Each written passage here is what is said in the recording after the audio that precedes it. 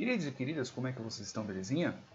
Não, só estou verificando para ver se eu parei a música, né, que eu estava ouvindo.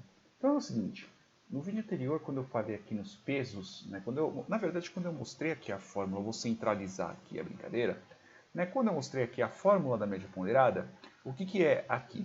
Então, esse x aqui, seja x, seja p, seja z, seja lá qual for, isso aqui são os valores, tá bom? Aqui vem a letra de mão feia. Valores. Beleza? Eu vou escrever em outro lugar que eu acho que fica até mais bonito. Então eu tenho aqui um x, né? Neste caso xi, que é a quantidade, que é o número, né? Então se tiver mais de um x, né? Você vai ter o x1, x2, x3. Como por exemplo aqui que eu tenho o x1, x2 e o x3. Neste caso são os valores, né? Então aqui na verdade a seta tem que ser ao contrário, né? São os valores. Então, se eu tenho aqui o WI, W1, W2, W3, né? Pode ser W, pode ser Z, pode ser alfafa, pode ser cachorro, churumelo, pode ser qualquer coisa. Estou usando aqui o W porque é o que inclusive está aqui no livro. Tá? Então, nós estamos tratando do peso. Vou escrever um pouco de mão. Peso de cada um dos valores, beleza? É o peso. Por isso que tem um izinho aqui na frente, que é para falar que é o primeiro peso, é o peso do primeiro valor, é o peso do segundo valor e o que for. Tá bom? E aqui, só tem esses dois, na verdade. Então, esse pedaço aqui é uma multiplicação desses dois valores. E aqui embaixo, o meu denominador, ele é a soma dos pesos. Partindo disso, eu tenho algumas observações para poder fazer para vocês. Então, algumas observações matemáticas, vamos dizer assim, que finalmente eu consigo fazer isso. Tá? Então, assim, os pesos, pode ser que você tenha um peso zero aí dentro. Então, às vezes, você tem alguma coisa que ela é realmente irrelevante. Na hora que você levantou e para a soma ao qual você está fazendo, ela é zero. Então, se a gente colocasse, por exemplo, aqui a participação que você teve, em cima de participação, vamos dizer assim, sei lá, tipo, quantas vezes, então quantidade de vezes, né, quantidade de vezes que você veio com uma calça colada. Colada, por exemplo. Então vamos dizer que você veio, sei lá, tipo 61 dias. Seja lá o que for. O peso dessa bodega aqui é zero. Então na hora que você multiplicar, isso daqui vai dar zero. E veja que o peso que vai dar aqui embaixo também é zero. Porque se você tem uma soma, se você soma zero, o valor continua igual. E se você tem uma multiplicação por zero, você tem um zero. Beleza? E não vai mudar na média, porque afinal de contas, se você fizer, sei lá, tipo, que nem os pesos que a gente colocou, 0,5 mais 0,3 mais 0,2 mais 0. Vai continuar sendo 1 da mesma forma. E se você está fazendo a multiplicação 61 vezes 0, o resultado vai ser 0.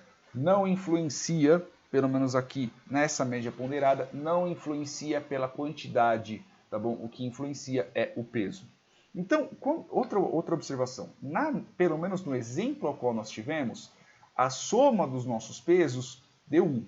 Então, quando eu tenho uma fração que ela tem o denominador 1, é a mesma coisa que o próprio valor. Então, se eu tiver, sei lá, tipo 35 vezes 10 elevado à 41ª potência, que é zero pra cacete, 41 zero nessa bodega, né? Então, por exemplo, aqui, se eu tiver isso dividido por 1, é a mesma coisa que eu tenho 35 vezes 10 elevado à 41ª potência. Então, assim, qualquer número, ele tem o denominador 1, porque afinal de contas é ele mesmo. Só que assim, se você fizer uma média ponderada ao qual a soma dos valores, a soma dos Ws, seja maior que 1, qual que é a tendência? A tendência não, na verdade é o que vai acontecer. Então você vai ter um valor, neste caso, né, menor. Então o resultado que você vai ter vai ser menor. Menor. Por que eu estou dizendo isso? Digamos que eu tenho 10. Beleza? 10 dividido por 1 é a mesma coisa que 10. Ok? E se eu tiver 10 dividido por 1,1, por exemplo? Vai ser 10? Não vai ser um valor menor que 10. Então, se eu tiver 10 dividido por 1,1, vai ter 9,09,09,09 igual a 9,09 indefinidamente. Então, veja que, a partir do momento que você tem um peso maior que 1, os valores que você vai ter são menores que o valor total, né? Então você vai diminuir esse valor dessa média qual você está colocando, beleza?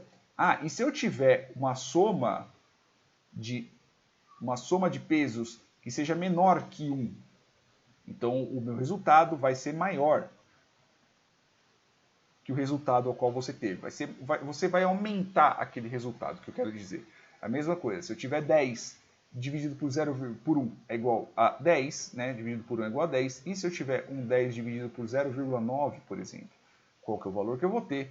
Se eu dividir 10 dividido por 0,9, aí eu vou ter 11,11 infinitamente. 11,11. Se eu tiver uma soma, se a soma dos meus pesos for igual a zero, a não ser que você tenha somente...